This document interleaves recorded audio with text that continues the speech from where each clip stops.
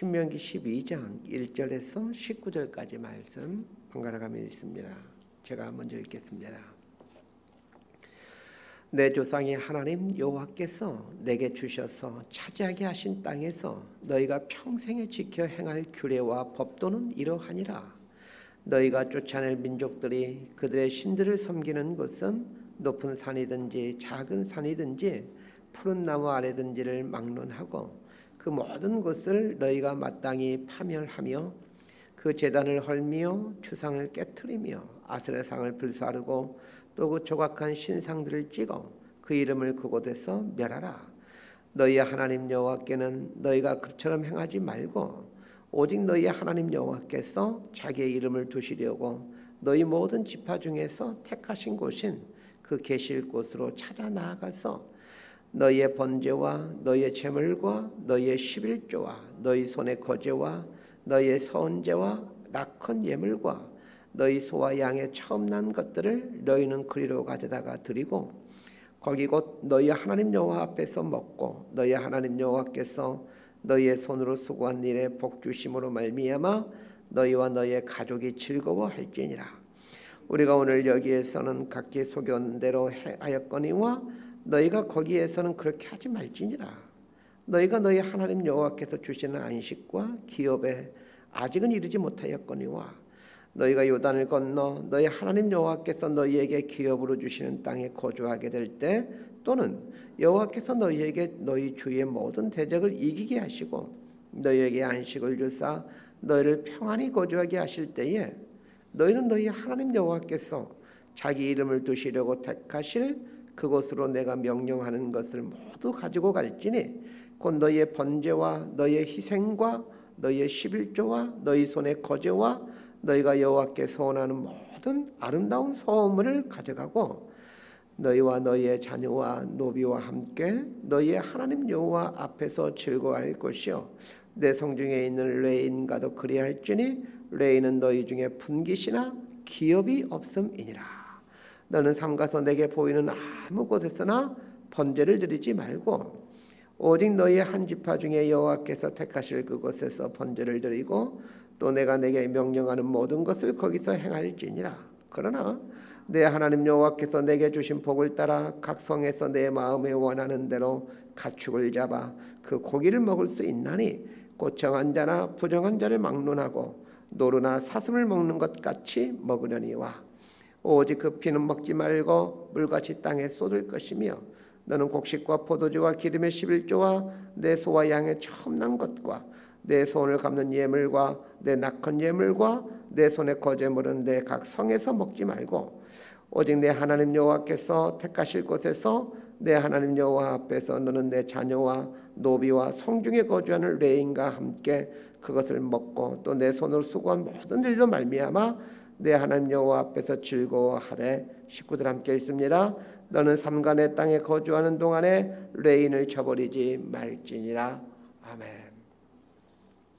이 땅에 존재하는 모든 우상들은 형상이 있습니다. 형상은 눈에 보이는 겁니다. 눈에 보이기 때문에 가까이 느껴지고 또 소유할 수도 있습니다.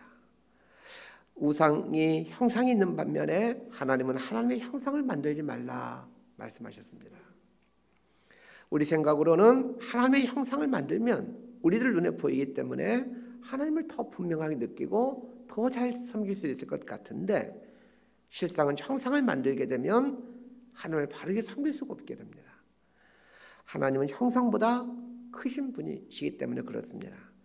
형상의 단점은 형상 안에 제한시킨다는 것입니다. 사람이 아무리 하나님을 잘 만든다 하더라도 성경에 나와 있는 하나님의 그 속성들을 다 반영해서 만든다 하더라도 물론 불가능하죠. 그 형상은 우주보다 크신 하나님을 표현할 수가 없습니다. 열왕기상 18장에 보면 히스기야 왕이 즉위하면서 그 우상들을 제거했다라는 것을 말해주면서 이런 내용이 나옵니다. 그가 여러 산당들을 제거하며 주상을 깨트리며 아세라 목상을 찍으며 모세가 만들었던 놋뱀을 이스라엘 자손이 이때까지 향하여 분향함으로 그것을 부수고 느수단이라 일컬었더라. 히스기야가 왕이 되어 다스린 시대면 기원전 700년경입니다. 그런데 히스기야 시대로부터 7, 800년 전에 있었던 모세와 관련된 사건인 모세가 만들었던 놋뱀을 우상시하여 그것 앞에서 절하고 그것을 섬기는 사람들이 적잖게 있었다는 겁니다. 모세의 놋뱀은 불뱀에 물려 죽어가고 있던 사람들이 쳐다보기만 해도 낫게 되는 하나님 능력의 상징이었습니다. 그렇기에 모세의 놋뱀은 이스라엘 역사에서 하나님의 능력을 드러내는 물건으로 간주된 거죠. 그런데 이스라엘 백성들은 이 물건 앞에서 절을 하며 제사를 드리고 있었습니다. 이만큼 사람들은 형상을 갖기를 좋아합니다.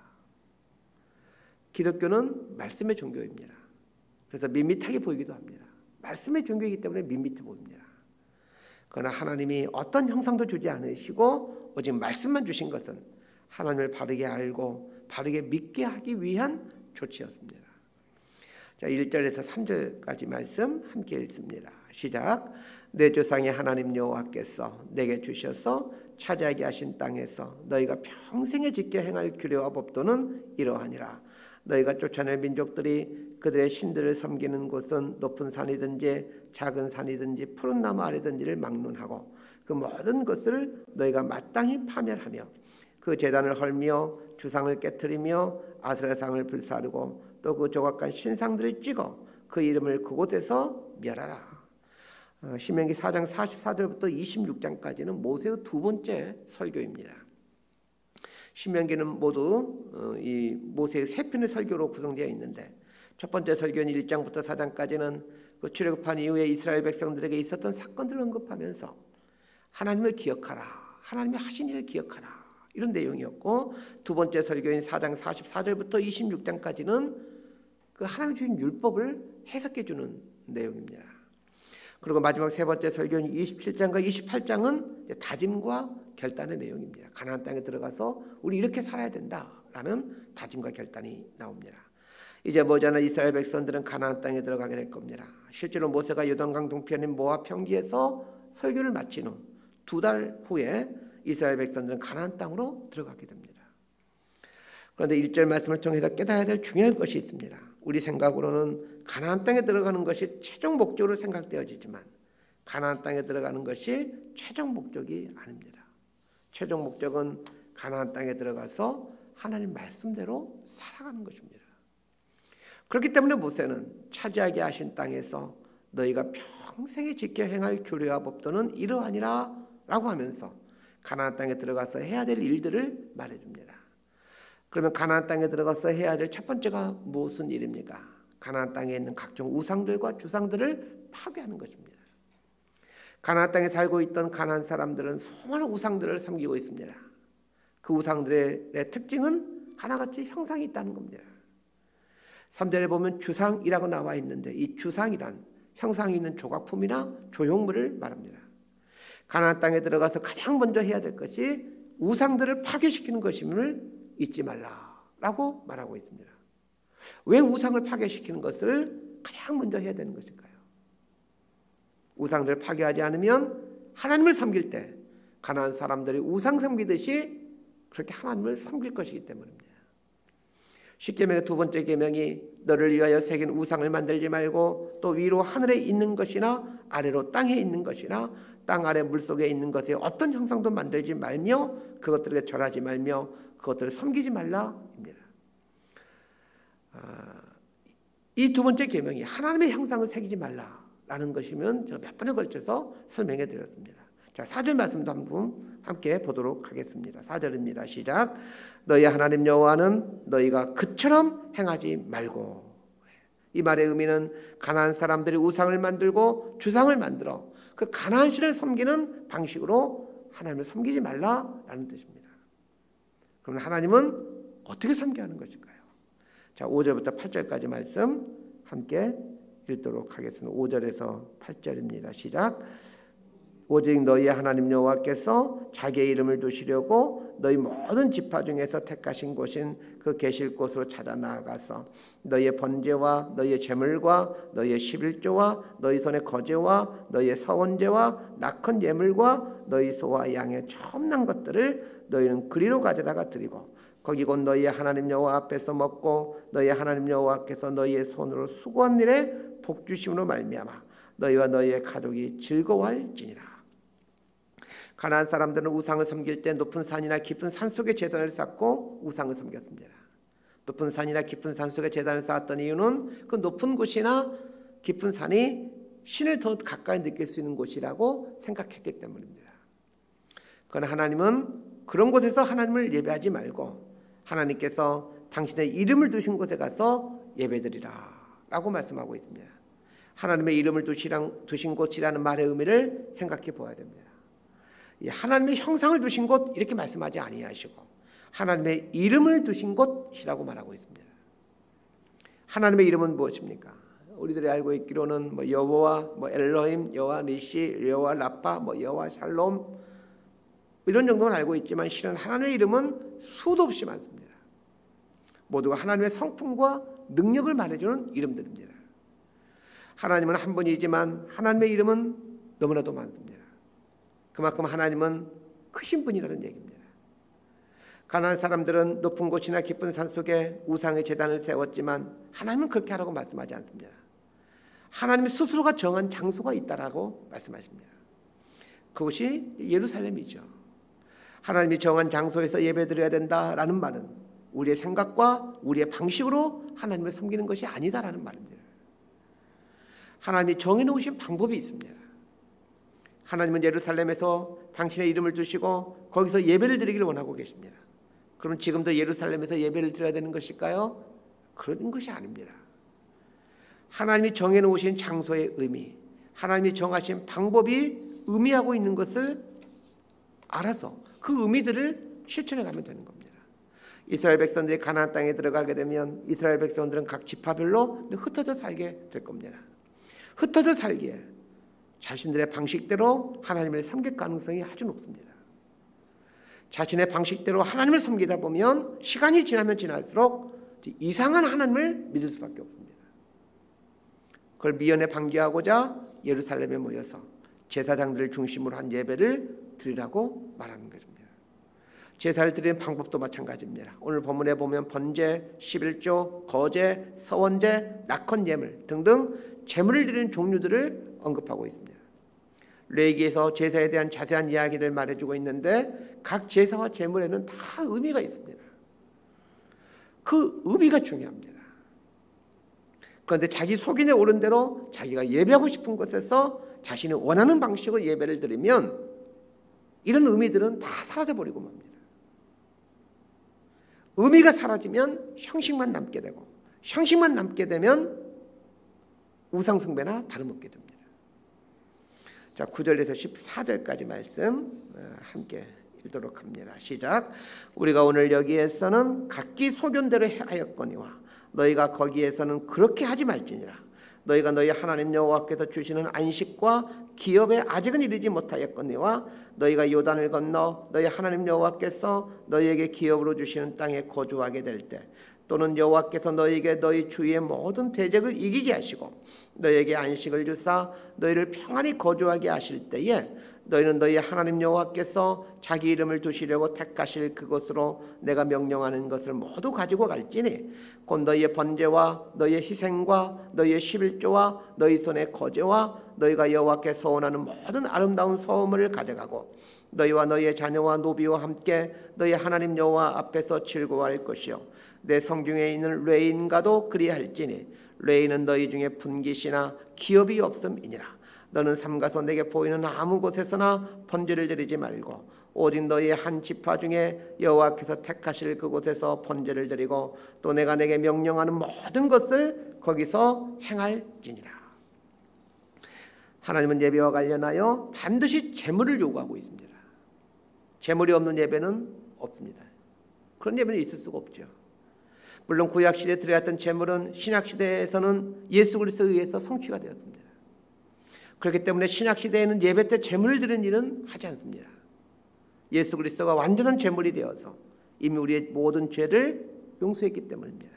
그러나 지금 시대 예배를 드릴 때 제물은 드리지 않지만 그 구약시대 예배 때 행했던 제물의 의미들은 그대로 실천해야만 합니다.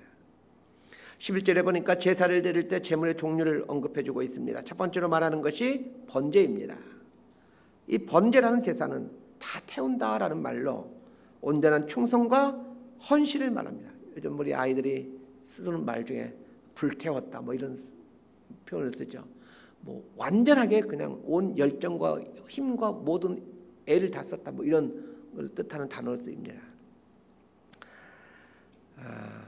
이 번제는 다 태운다라는 말인데 온전한 충성, 헌신을 의미합니다.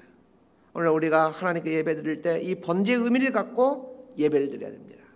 예배 순서가 아무리 화려하고 경건해도 예배를 드리는 사람들이 이 번제의 의미를 갖고 있지 않은 채 예배에 참석한다면 그건 진정한 의미에서 예배라고 할 수 없습니다. 번제는 충성을 뜻한다고 말씀드렸습니다. 예배를 드린다라는 말은 하나님께 충성한다라는 말입니다. 그런 의미에서 번제가 의미하는 것은 단순히 예배 의식에 참여하는 것이 아니라 번제의 삶을 사는 것이 중요하다는 것을 알려주고 있습니다. 충성이라는 한자어를 한번 잘 생각해 봅시다. 충은 가운데 중자에 마음 심자입니다. 충이라는 말은 마음 중심이라는 얘기입니다. 성은 말씀 안에 이룰 성자를 쓰고 있습니다. 성이라는 말은 말씀을 이룬다라는 얘기입니다. 그렇다면 충성이란 무엇이겠습니까? 마음 중심으로 하나님 말씀을 이룬다라는 뜻입니다. 번제의 제사를 드린다라는 것은 우리의 평상시 삶 속에서 마음 중심으로 하나님의 말씀을 이루어가는 것입니다. 그 사람만이 번제의 제사를 온전히 드리고 있는 사람입니다. 구약시대 예루살렘 성전에 와서 번제의 제사를 드리는 행위는 번제를 드리는 그 의식으로서 충분하다는 말이 아니라 번제의 제사를 드리는 그 의식이 동기가 되고 출발점이 되어서 하나님 앞에서 충성스러운 삶을 살겠다라는 하나님 말씀을 이루어가는 삶을 살겠다라는 그런 결단이 번제였던 것입니다. 즉 번제라는 제사는 충성스러운 삶을 제물로 드리는 예배입니다. 그렇다면 우리의 예배도 이 번제의 의미를 알고 이제 우리의 예배를 바꿔갈 필요가 있는 겁니다. 주일날 예배드리는 자리에 앉아 있다고 크게 예배드리는 게 아닙니다. 번제가 없지 않습니까? 내 마음 중심으로 하나님의 말씀을 이루어가겠다라는 그 주일날 예배드리면서 그 마음의 결단을 하고 한 주간 내내 그렇게 살아가는 거예요. 그게 번제의 제사를 드리는 겁니다. 두 번째로 언급하고 있는 것이 11조이고 세 번째로 언급하고 있는 것이 거제이고 네 번째로 언급하고 있는 것이 각종 서원물입니다. 11조가 뭐냐, 거제가 무엇이냐, 이것보다 더 중요한 게 있습니다. 이 제물들 드리는 방식입니다. 지금이야 11조나 각종 헌금을 돈으로 하지만 모세 당시에는 이제 동물로 할 수밖에 없었습니다. 그런데 11조로 감사헌금으로 동물을 잡아서 누구랑 먹느냐를 한번 유심히 보시길 바랍니다. 12절을 보니까 너희와 너희의 자녀와 노비와 함께 너희 하나님 여호와 앞에서 즐거워할 것이요 내 성중에 있는 레위인과도 그리할지니 이렇게 말하고 있습니다. 11조 거제 각종 서원물은 하나님께 드리는 것이지만 실제로는 사람들과 함께 나누어 먹습니다. 하나님께 드린다는 것과 사람에게 드린다는 것은 실은 같은 말입니다.